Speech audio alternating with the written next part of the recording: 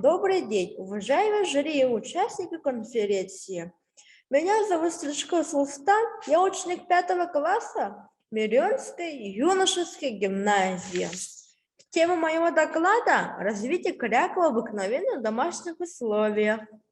Гипотеза. Поведение диких уток меняется при содержании их в домашних условиях. Цель работы. Пронаблюдать за поведением, размножением и развитием кряквы в обыкновенных домашних условиях. Сравните с литературными данными.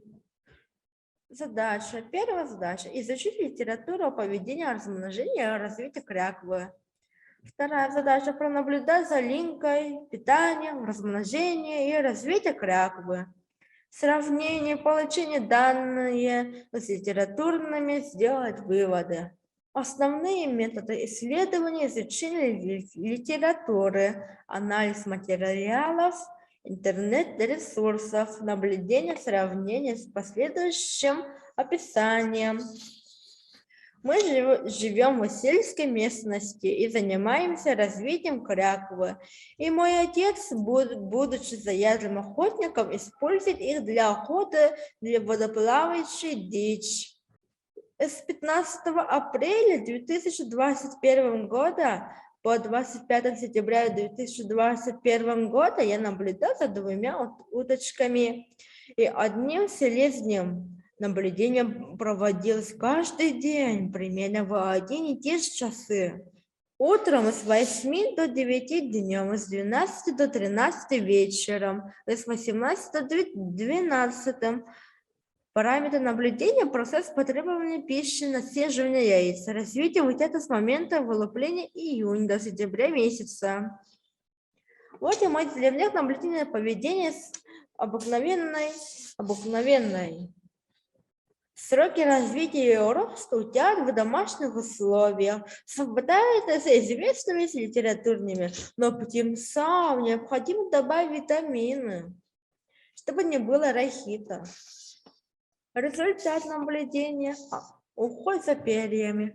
Обыкновенная кряква – это водоплавающая птица, относящая к экологической группе птицы при приближении водоема.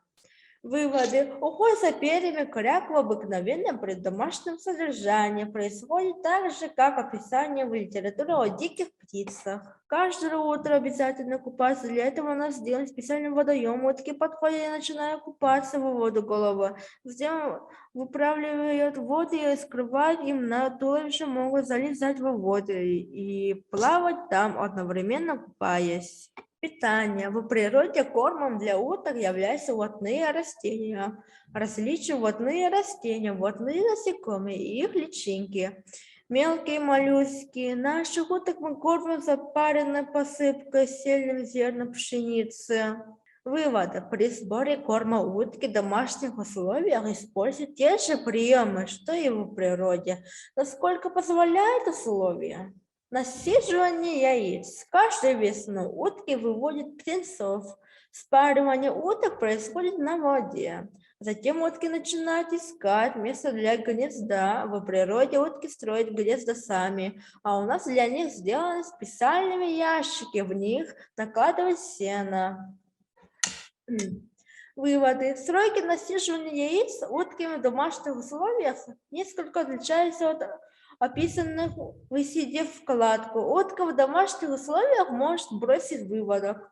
Развитие уток. После вылупления птенцов из яиц они держались все около матери. При малейшей опасности забивались ей под крылья, грелись там. Утка следила за ними очень строго. Не пускала к воде, учила рыться в земле. Сначала утят кормили яйцом из перловой крупой. Затем к этому корму в возрасте 4 недели стали добавлять запренную посыпку постепенно и увеличили ее долю. Когда утки сели на гнездо, селезня остался один. Он очень скучал во время, старался держаться поближе к уткам, но они его к себе не подпускала, но потом он стал линять и стал похож на уток, такой же серенький. Выводы. Сроки развития и рост утят в домашних условиях совпадения с известными на литературных, но птенцам необходимо добавлять витамины, чтобы не было рахита.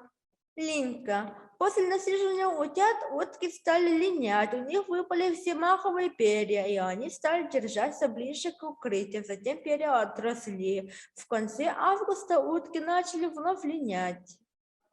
Оказалось, что у селезня клюв зеленского, а у уточек серый. После осени линьки я убедился, что папа был прав.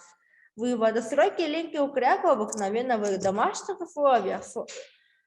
Условия совпадают с известными в литературе. Рекомендация. При кормлении молодых уток необходимо добавлять в корм витамины, чтобы предотвратить появление рахита. Обязательно давать ряску, употребляя ее, утята быстрее растут. Для гнезд нужно устраивать укрытие. Во время насиживания яйца ни в коем случае нельзя трогать, это может спугнуть утку. Яйцо остыт и зародыши погибнут. Необходимо внимательно следить за маленькими утятами, чтобы уменьшить вероятности их гибели. При определении пола птенцов следует обращать внимание на цвет клюва. Заключение. Судя по наблюдению, уже после третьего поколения у кряков, воспитывающих в неволе, становятся заметными некоторые изменения, характерные для домашней утки. Увеличение размеров тела, неуклюжесть, походка, изменения цвета некоторых маховых перьев, расширение белого ошейника у селезня. Занимаясь исследованием, я понял, что мне нравится наблюдать и ухаживать за птенцами, помогать им при усадебном участке. Мне интересно читать о животных, о растениях. Возможно, в будущем я выберу для себя профессию, связанную с сельским хозяйством. Спасибо за внимание.